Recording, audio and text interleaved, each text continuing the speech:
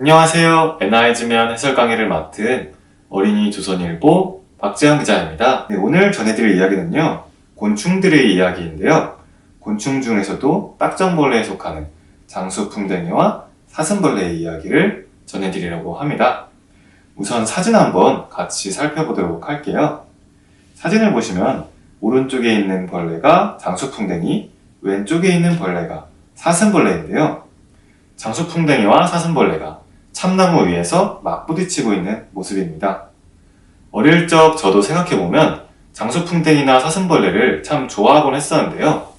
초등학교 과학 시간 때 장수풍뎅이 애벌레를 선물받아 정말 작고 손톱만한 애벌레 시절부터 장성체가 되는 장수풍뎅이까지 애지중지 키웠던 경험이 있습니다. 톱밥을 직접 갈아주거나 젤리 같은 먹이를 직접 장수풍뎅이에게 먹여주고, 그리고 다 큰 장수풍뎅이를 만져보는 등 정말 애정을 갖고 키웠던 기억이 있네요. 그 당시에도 저는 장수풍뎅이와 사슴벌레가 싸우면 누가 이길지 참 궁금했었는데요. 이 의문에 대한 내용을 기사에 한번 담아봤습니다. 기사에 어떤 내용이 담겼는지 같이 한번 살펴보도록 할게요. 첫 번째 문장 같이 읽어보겠습니다. 장수풍뎅이와 사슴벌레가 싸우면 누가 이기게 될까요? 4월 22일부터 6월 16일까지 국립 호남권 생물자원관에서 열리는 지구 최강 비틀즈 전시가 개막했다고 하는데요. 세상에서 가장 큰 장수풍뎅이로 알려진 헤라클레스 장수풍뎅이를 비롯해 다양한 딱정벌레가 관람객을 맞이한다고 합니다. 여기서 잠깐 헤라클레스 장수풍뎅이가 어떻게 생겼는지 한번 찾아보도록 할까요? 이 곤충이 바로 헤라클레스 왕 장수풍뎅이입니다. 거대한 뿔과 몸이 도드라지는 장수풍뎅이로 세계에서 가장 큰 장수풍뎅이라고 하네요. 그럼 다음으로 계속 기사 한번 같이 읽어보도록 하겠습니다. 두 번째 문단인데요. 딱정벌레 중에선 장수풍뎅이와 사슴벌레가 인기 있다고 합니다. 두 곤충 모두 가부처럼 단단한 건날개를 가지고 있는데요. 또한 깊은 숲속 나무에 매달려 수액을 먹는다는 공통점도 있습니다.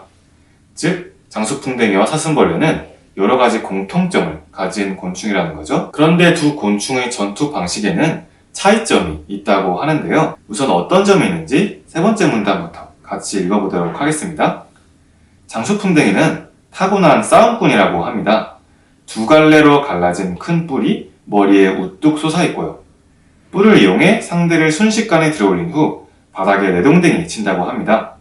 힘이 어찌나 센지 자기 몸무게의 50배가 넘는 물건도 들어올릴 수 있다고 하네요. 그 다음으로 사슴벌레도 만만치 않은데요. 커다란 가위 모양의 턱은 보기만 해도 무시무시합니다. 턱 안쪽에는 붙잡힌 상대방이 쉽게 빠져나가지 못하도록 톱날 모양의 돌기가 달려있고요. 사슴벌레는 턱으로 집게처럼 상대를 콱 물어버린 후에 꼼짝 못하게 한다고 합니다. 지금 이 사진만 보더라도 오른쪽에 있는 장수풍뎅이는 거대한 뿔이 있는 것을 확인할 수 있고요.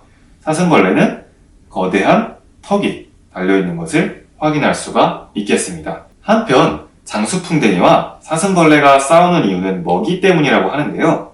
두 곤충은 모두 나무에서 나오는 수액을 먹고 삽니다. 그런데 모든 곤충이 배불리 수액을 먹을 수 있으면 좋겠지만 실제로는 그렇지 못하다고 하는데요. 수액의 양이 적기 때문입니다. 그래서 장수풍뎅이와 사슴벌레는 각각 뿔과 턱이라는 무기를 갖추고 서로 싸울 수밖에 없는 숙명인 거죠. 실제로 장수풍뎅이와 사슴벌레는 깊은 숲속 나무에 매달려 살고 있는데요. 나무에서는 상처가 나면은 수액이 나게 됩니다. 그리고 그 나무에서 흐르는 수액으로 수십 마리 혹은 수백 마리에 이르는 곤충들이 먹고 살고요. 하지만 당연하게도 수액의 양은 한정돼 있을 수밖에 없겠고, 그걸 먹으려는 곤충은 많을 수밖에 없겠죠. 이에 자기들이 수액을 먹고 차지하려고 곤충들은 서로 싸우게 되는 겁니다. 장수풍뎅이와 사슴벌레도 그 싸우는 곤충들 중 하나였던 거고요. 하지만 실제로는 몸집이 더 크고 힘이 센 장수풍뎅이가 이기는 경우가 많다고 합니다. 물론 무조건적으로 장수풍뎅이가 이기는 건 아니고요. 개체의 크기에 따라, 예를 들면 사슴벌레가 장수풍뎅이보다 몸집이 훨씬 큰 경우에는 사슴벌레가 장수풍뎅이를 이길 수도 있겠죠. 따라서 절대적으로 무조건 장수풍뎅이가 사슴벌레를 이긴다고 볼 수는 없지만 대체로 일반적인 경우에서 장수풍뎅이가 이긴다고 보는 게 학자들의 견해입니다. 다음으로 지식이 팡팡으로 한번 같이 읽어보도록 할게요. 우선 지사에서 딱정벌레라는 용어가 나왔었는데요. 딱정벌레는 곤충의 한 종류를 이르는 말입니다. 장수풍뎅이와 사슴벌레는 모두 딱정벌레에 속하였고요. 현재 약 30여만 종이 알려져 있으며 한국에는 8천여 종의 딱정벌레가 분포한다고 하는데요. 종수가 엄청나게 많은 만큼 종에 따라 모양, 크기, 빛깔 등이 다양한 형태를 띠고 있다고 합니다. 딱정벌레류의 특징으로는요, 앞날개가 두껍고 딱딱하다는 점인데요. 이 때문에 딱딱한 날개를 가지고 있어 딱정벌레라고 불린다고 합니다. 그럼 다음으로 어휘력 쑥쑥 세 문제 같이 한번 읽어보도록 할게요. 첫 번째 어휘는 개막인데요. 개막은 열 개자에 장막 막자를 씁니다. 막을 열거나 올린다는 뜻이고요. 예를 들어 문장을 지어볼게요. 제가 좋아하는 방탄소년단의 예를 들어볼 텐데요. 방탄소년단이 서울에서 공연을 개막했다 라고 써주면 큰 무리가 없을 것 같습니다. 두 번째 어휘력 쑥쑥은 인기였는데요. 인기자는 사람인의 기운 기자를 씁니다.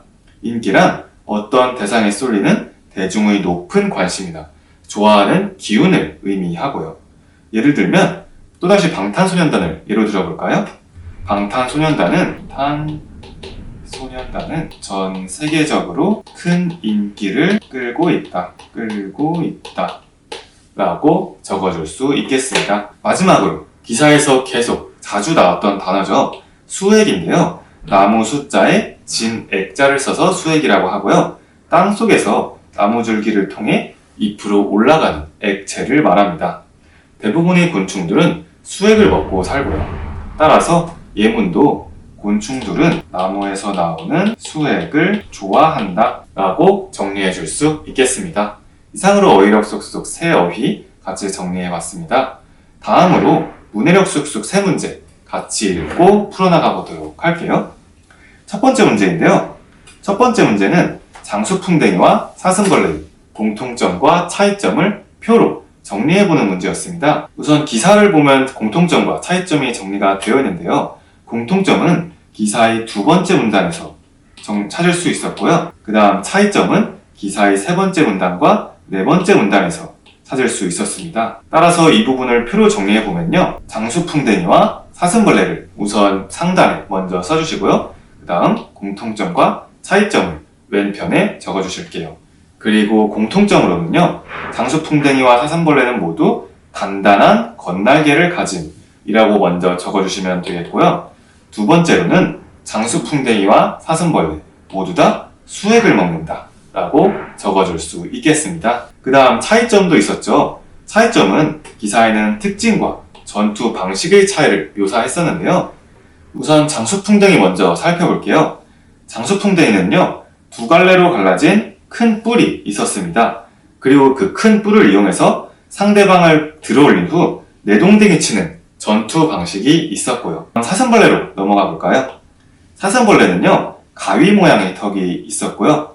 그리고 그 가위 모양의 턱을 이용해서 상대방을 확 물은 후 꼼짝 못하게 물는 전투 방식을 사용하는 것으로 이해할 수 있겠습니다. 그 다음으로는요, 장수풍뎅이와 사슴벌레가 싸우는 이유에 대해서 써주는 문제였는데요. 이 기사에 대한 정답은 기사의 마지막 문단에서 찾을 수 있겠습니다. 바로 기사의 마지막 문단 첫 번째 문장 같이 한번 빠르게 읽어볼 텐데요. 장수풍뎅이와 사슴벌레가 싸우는 이유는 먹이 때문이에요 라고 정리가 되어 있죠. 그리고 추가적으로 설명을 해보자면 모든 곤충이 배불러 먹기에는 수액의 양이 적습니다. 그래서 장수풍뎅이와 사슴벌레는 각각의 무기를 이용해 서로 싸우는 거고요. 따라서 이유를 정리를 해보면 장수풍뎅이와 사슴벌레는 나무에 있는 수액을 자기가 먹기 위해 서로 싸운다 라고 정리를 해주면 되겠습니다. 그 다음 마지막 문제 넘어가 볼게요. 3번 문제입니다.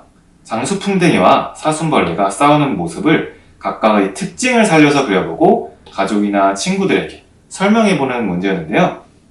우선 저는 이쪽을 장수풍뎅이, 이쪽을 사슴벌레로 그려봤어요. 이쪽의 장수풍뎅이의 경우에는 커다란 뿔을 특징으로 상대방을 들어올린다 라고 적어줬고요.